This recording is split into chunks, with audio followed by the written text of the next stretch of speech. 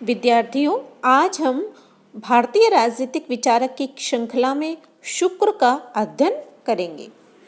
प्राचीन भारतीय राजनीति शास्त्र के एक प्रतिनिधि ग्रंथ के रूप में शुक्र द्वारा रचित ग्रंथ शुक्र नीति अथवा शुक्र नीतिसार का एक विशेष महत्व है। इस ग्रंथ में शुक्र ने अपने दो नाम और दिए हैं, भार्गव तथा काव्य। इसके अतिरिक्त शुक्र ने स्वयं को असुरों का आचार्य तथा ब्रह्मा के नीति शास्त्र का सार प्रस्तुत करने वाला भी बताया है। किंतु आधुनिक विद्वान इस ग्रंथ के लेखक को प्राचीन आचार्य शुक्र, ऋषि भार्गव, ऋषि काव्य अथवा असुर पुरोहित शुक्राचार्य के रूप में स्वीकार करते हैं। उनका मत है कि इस ग्रंथ के वास्तविक लेखक का परिचय अज्ञात है और यह ग्रंथ प्राचीन ऋषि शुक्र की रचना नहीं है। संभवतः किसी अज्ञात विद्वान ने अपने ग्रंथ की प्रतिष्ठा हेतु इसे शुक्राचार्य की रचना के रूप में प्रस्तुत कर दिया हो सकता है।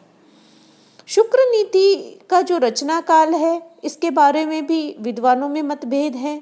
कुछ विद्वानों का मत है कि मूल रूप से यह ग्रंथ वैदिक काल की रचना है। अधिकांश विद्वानों का मत है कि इस ग्रंथ की रचना ईसा के बाद के काल में हुई है।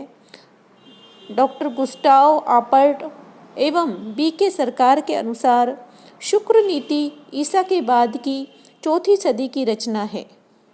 आल्तेकर के अनुसार शुक्र नीति की रचना 9वीं सदी के प्रारंभ में हुई, किंतु इसका अधिकांश भाग 11वीं-12वीं सदी में पूरा हुआ। इसमें 14वीं सदी तक परिवर्तन होते रहे हैं। के.पी. जायसवाल के अनुसार शुक्र नीतिसार मूलतः 4वीं एवं 5वीं सदी की रचना है, किंतु इसे पुनः 17वीं सदी में दोहराया गया है।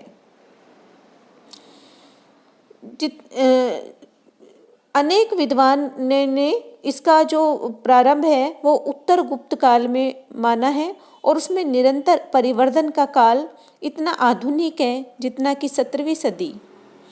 तो इस प्रकार जो है शुक्र नीतिसार ग्रंथ की रचना एक लंबे समय तक चलने वाली प्रक्रिया रही है। शुक्र नीति की जो विषय सामग्री है उसमें हम देखते हैं कि इसमें 4 अध्याय हैं।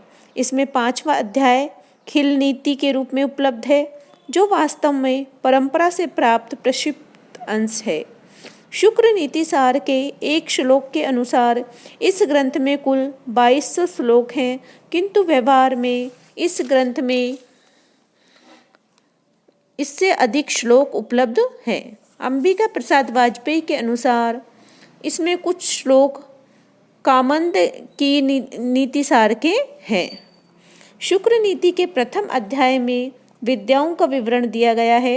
नीति शास्त्र को सर्वोच्च विद्या बताया गया है और इसी अध्याय के में राजाओं के 3 प्रकारों, राजाओं की दिनचर्या, उनके द्वारा घोषित होने योग्य कानूनों, उनकी सुरक्षा आदि पर विचार किया गया है और राजधानी नगर के निर्माण पर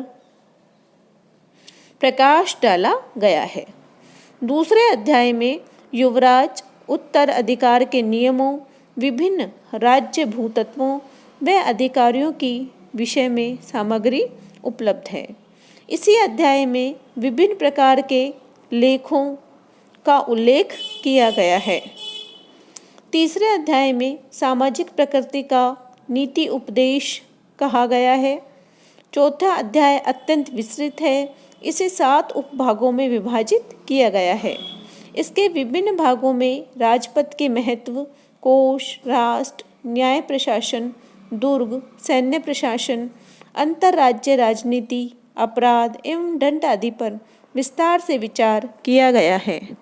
इसमें विभिन्न विधाओं व कलाओं, मूर्ति शिल्प, मंदिर स्थापत्य कला, आश्रम धर्म, स्त्री धर्म, संकर जाति आदि गैर राजनीतिक विषयों पर भी विचार किया गया है। शुक्र नीति में जो राजनीतिक विचारों भी को हम चर्चा करें तो इसमें बताया गया है कि दंड नीति ही श्रेष्ठ नीति है।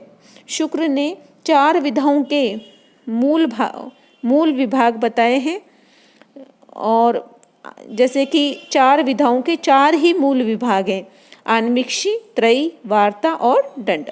आन्वीक्षी में तर्क एवं वेदांत यानी आत्मविद्या सम्मिलित है। त्रयी में 14 विद्याओं को स्वीकार किया गया है। ये हैं 4 वेद, 6 वेदांग, मीमांसा, न्याय, धर्मशास्त्र एवं पुराण। वार्ता में ब्याज, कृषि, वाणिज्य, गोपालन यानी पशुपालन आदि सम्मिलित है। और दंड नीति में दंड के धर्म पूर्वक प्रयोग की विद्या है। शुक्र के अनुसार दंड द्वारा दमन होता है और दंड के प्रयोग की नीति को दंड नीति कहते हैं। टीकाकार ब्रह्मा शंकर मिश्र के अनुसार दंड नीति का अर्थ राजनीति से है। शुक्र का मत है कि राजा के लिए इनमें से कोई भी एक विद्या अपने आप में पूर्ण नहीं, उसके लिए सभी विद्याओं का अपना महत्व है। राजा को निरंतर अनेक शास्त्रों के अध्ययन की आवश्यकता है और उसके लिए दंड नीति का विशिष्ट महत्व है।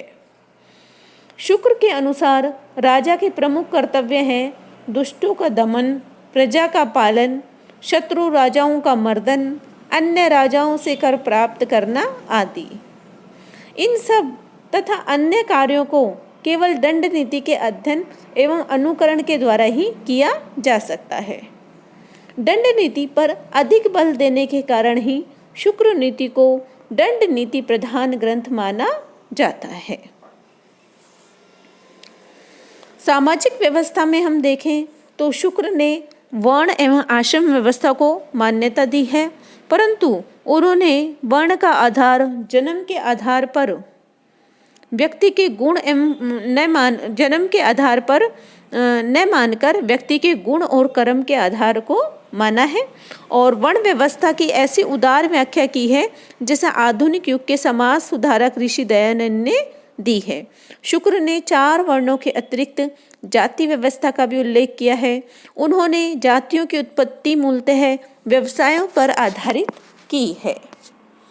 शुक्र ने वर्ण एवं जाति को मूलतः ऐसी सामाजिक संस्थाएं माना है जिनका महत्व विवाह एवं भोजन के व्यवहार से संबंधित है।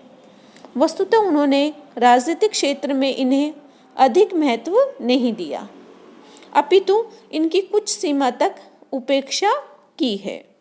शुक्र ने राज्य भृत्यों व अधिकारियों की नियुक्ति में वर्ण एवं जाति के महत्व को स्वीकार नहीं किया।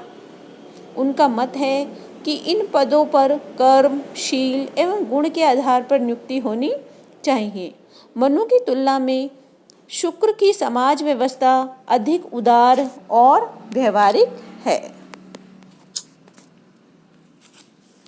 सामाजिक व्यवस्था के संदर्भ में शुक्र के जो इन विचारों में हमें यही स्पष्ट दिखाई देती हैं कि उसने जो है वर्णों का आधार जो है इतना कठोर नहीं माना है ना। और उसमें जो है सामाजिक व्यवस्था के संदर्भ में उसने जो ये कहा है कि जो वर्ण व्यवस्था किसी भी जो है वर्ण का हो उसको मतलब उस तरह से कार्यप्रणाली को नहीं करना चाहिए।